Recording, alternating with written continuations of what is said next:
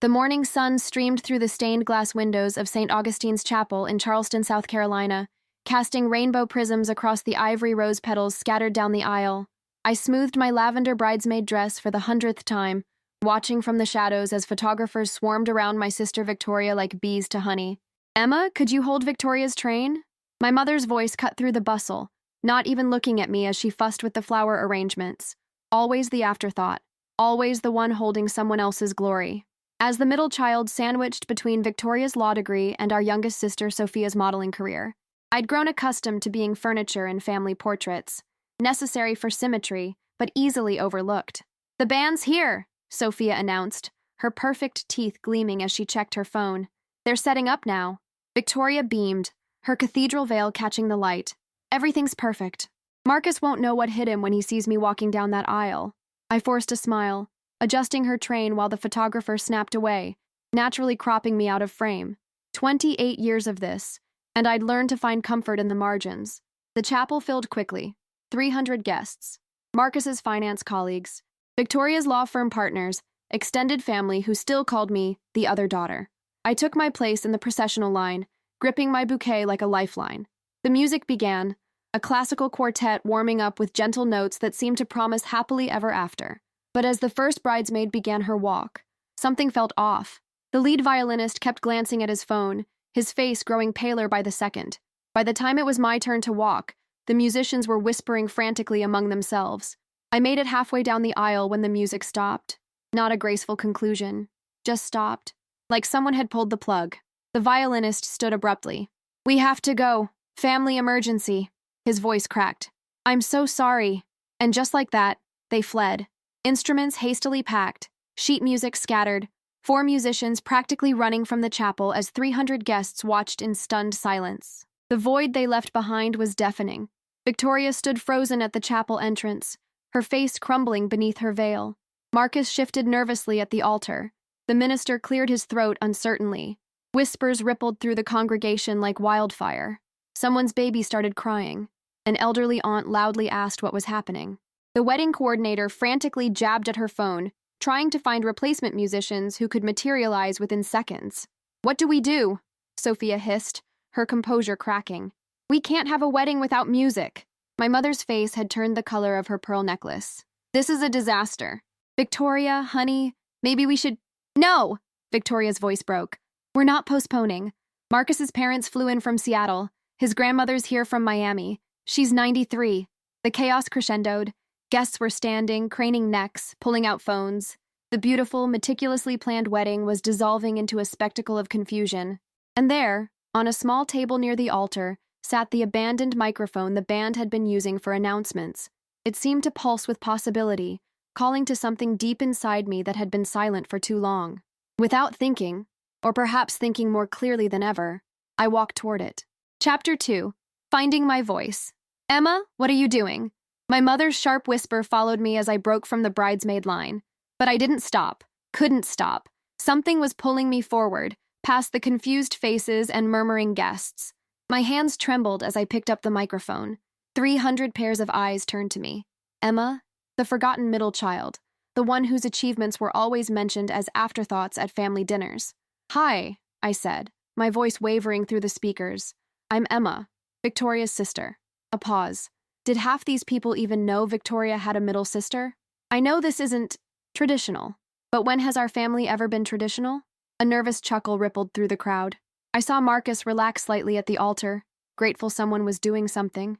20 years ago, I continued, finding steadiness in my voice, Victoria taught me to ride a bike in our driveway.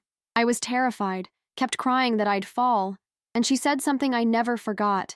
"Emma, sometimes the scariest moment is right before something amazing happens." Victoria's hand flew to her mouth, tears threatening her makeup. "So here's what's going to happen. We're going to have this wedding, and I'm going to sing." Gasps. Actual gasps. Because here's what nobody knew.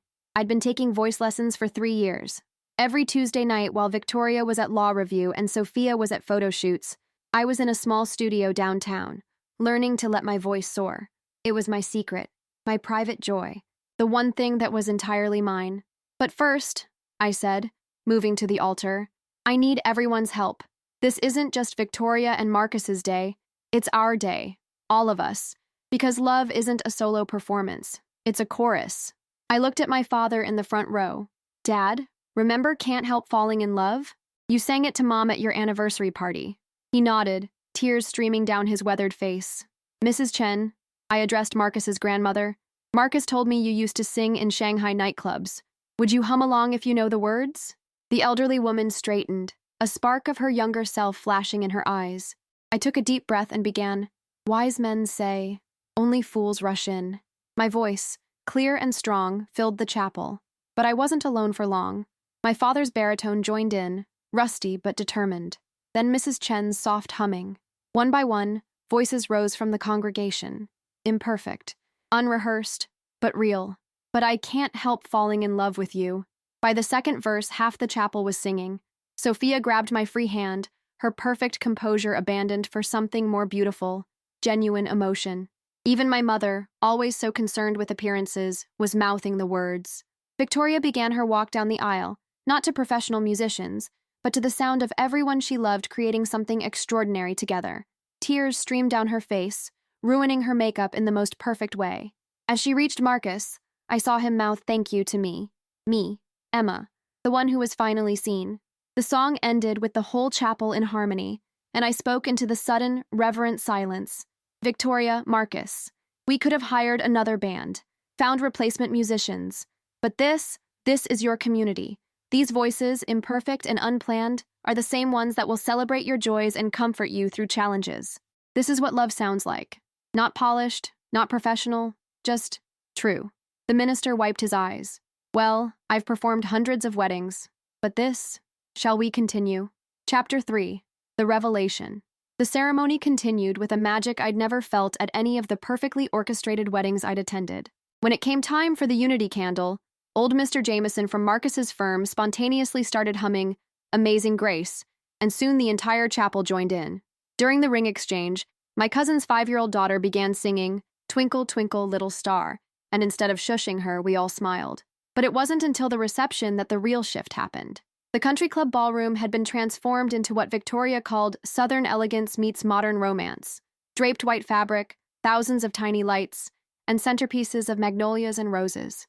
The DJ my mother had frantically hired was setting up, but there was a different energy in the room. People weren't just making polite conversation. They were buzzing about what had happened at the ceremony. Emma, Victoria caught me near the dessert table, her new husband in tow. I can't believe you. How did I not know you could sing like that? I shrugged. Old habits making me deflect. It was nothing. No. She gripped my shoulders. It wasn't nothing. It was everything. You saved my wedding, but more than that. Emma, why didn't you tell us about the singing? The truth tumbled out before I could stop it. Because there was never room. You were in law school, then making partner. Sophia was booking magazine covers. Mom was coordinating your successes. Dad was building his business. And I was just Emma, the reliable one. The one who didn't need attention. Victoria's face crumbled. Oh, Em, I'm not saying this to make you feel bad. I rushed on. I'm saying it because standing up there today, taking that microphone, it was the first time I didn't wait for permission to be seen, and it felt incredible. Marcus cleared his throat. Emma, I don't know if this is appropriate to mention at my own wedding, but my firm represents several recording studios. After what I heard today, that's kind of you, but Emma Catherine Mitchell. We all turned. My mother stood there, mascara smudged, champagne glass trembling in her hand. Mom, 3 years, she said, her voice thick. Mrs. Patel from the pharmacy told me last month she'd seen you going into the music studio every Tuesday. I didn't believe her. I thought surely my daughter would tell me something so important. The ballroom seemed to shrink. Guests were pretending not to watch our family drama unfold. I'm sorry, I began, but she held up her hand. No, I'm sorry. The words came out broken. I'm sorry I made you feel like you had to hide your gift. I'm sorry I was so busy polishing Victoria's trophies and framing Sophia's magazine covers that I missed you. Just you. My father appeared beside her, his own eyes red. Play it again, Sam, he said softly. Our old joke from watching Casablanca together when I was 12, the only daughter who'd sit through black and white movies with him. Dad, I've been a fool, he said simply. You were always there, Em. Helping with the business books when I was overwhelmed, driving Sophia to shoots when we were busy, proofreading Victoria's briefs. You were the glue and I took it for granted.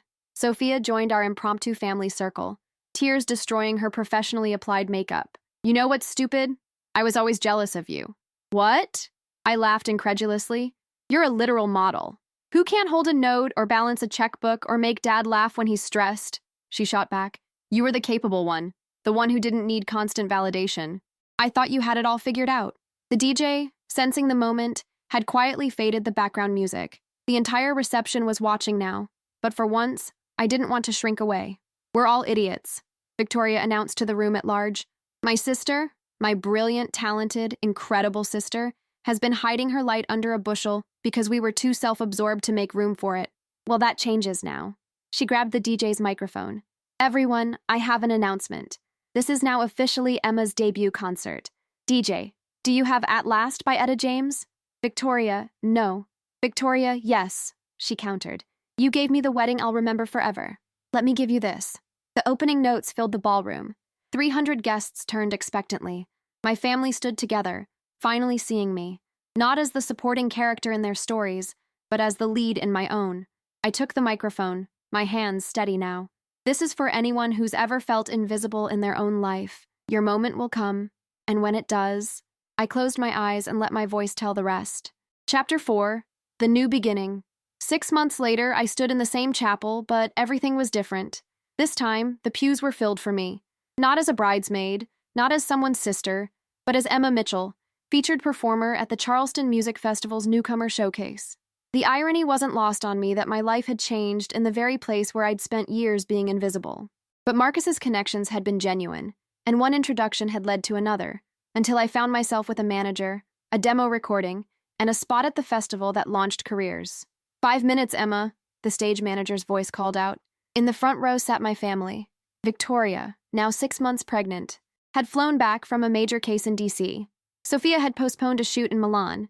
My parents had closed the hardware store for the day, the first time in 15 years. But it wasn't just them. Mrs. Chen sat in her wheelchair, having insisted Marcus drive her down from Miami. The girl who made my grandson's wedding magical? I wouldn't miss it. The Jamesons were there, and Dr. Patel from the pharmacy, and dozens of faces from the wedding who'd become part of my story. I thought back to that morning 6 months ago, when everything had fallen apart and come together simultaneously. The band fleeing had felt like a disaster, but it had become my liberation. Ladies and gentlemen, the announcer's voice filled the chapel, please welcome Charleston's own Emma Mitchell. I walked onto the small stage they'd constructed, past the altar where I'd first found my courage. The lights were bright, professional, nothing like the gentle morning sun of the wedding, but I wasn't the same person who'd hidden in shadows. Before I begin, I said into the microphone, my voice steady and sure, I want to tell you about the day I learned that sometimes the most beautiful music comes from the most unexpected moments. It was at my sister's wedding, when everything went wrong. I caught Victoria's eye. She was crying already, happy tears this time. But I've learned something else since then. Finding your voice isn't just about singing. It's about finally believing you have something worth saying. For 28 years, I was the echo in my family's symphony. But echoes, I've discovered, can become their own song if you just let them. I nodded to my guitarist, a professional this time, though I'd made sure to hire the wedding DJ's nephew as my sound tech. The kid had dreams too. The first song was Can't Help Falling in Love, reimagined, rearranged, but honoring that moment when 300 voices had joined mine. As I sang, I watched my mother reach for my father's hand, saw Sophia recording on her phone, not for Instagram, but for herself, witnessed Victoria placing her hand on her growing belly, already whispering promises to be better, to see clearer. The showcase was only 30 minutes, 5 songs to prove I belonged on bigger stages. I sang Etta James and Norah Jones, an original composition about finding light in shadows, and closed with At Last, the song that had marked my true beginning at the reception. When the final note faded, the chapel erupted, a standing ovation in the place where I'd stood invisible for so many years. But the sweetest sound wasn't the applause. It was my father's whistle, the one he'd taught me when I was 7, cutting through the noise like a beacon. Afterward, as people filed out and industry representatives handed me business cards, my family lingered. We sat in the pews where we'd attended countless services, where Victoria had been married, where I'd found my voice. I've been thinking, my mother said, her new habit of actually seeing me still fresh enough to make me smile. We should make this a tradition, not waiting for weddings or crises to really show up for each other. Monthly family dinners, Victoria suggested. Rotating hosts. Everyone shares something. A struggle, a triumph, a dream. No phones, no rankings. Just us. And music, Sophia added. There should always be music, even if it's just Dad humming off key while doing dishes. Hey, Dad protested, then grinned. Though I have been thinking about taking lessons myself. Emma, know any good teachers? I laughed, really laughed, the sound echoing in the sacred space. I might know someone. My phone buzzed. My new manager, probably with news about the recording contract we'd been negotiating, but I let it ring. Some moments were worth more than any contract. You know what's funny? I said, looking at the altar where everything had changed. That band running away felt like the worst thing that could happen. But maybe we needed that chaos. Maybe we needed everything to fall apart so we could build something real. Victoria squeezed my hand. Or maybe we just needed you to finally pick up the microphone. As we left the chapel together, the Charleston sun warming our faces, I realized the truth was probably both. Sometimes life's most beautiful songs begin with a missed note, a fleeing band, and the courage to fill the silence with your own voice. The girl who'd held her sister's train was gone. In her place stood a woman who'd learned that being heard wasn't about volume or perfection. It was about finally believing you deserved to take up space in your own life. And as we walked toward our cars, making plans for that first family dinner, I hummed a new melody that had been forming in my mind. A song about sisters and second chances, about finding harmony in chaos, about the day the music stopped and a family finally learned to truly hear each other. The wedding where the band fled would go down in Charleston's social history. But for the Mitchell family, it would always be remembered as the day we discovered that the most profound performances happen when we stop hiding our gifts and start sharing them. Imperfect, unrehearsed, and absolutely true. My phone buzzed again. This time I looked. 3 label offers, I told my family. They want to discuss my authentic sound. Which will you choose? Mom asked, and I could see her already planning, but differently now, with space for my voice. The one that understands that my best music comes from moments like these, I said, gesturing to all of them. The messy, real, beautiful truth of people who love each other enough to finally see each other clearly. As we drove away from St. Augustine's, I caught a glimpse of the chapel in my rearview mirror. 6 months ago, I'd entered that building as a shadow. Today, I'd left it as myself, visible, valued, and finally, truly heard. The band had fled, chaos had erupted, and I'd found my voice. Sometimes the worst moments really do become the best stories. And sometimes, just sometimes, the person who saves the day is the one nobody expected. Not even herself. But that's the thing about finding your voice. Once you do, you realize it was never really lost. It was just waiting for the right moment, the perfect disaster, to finally sing.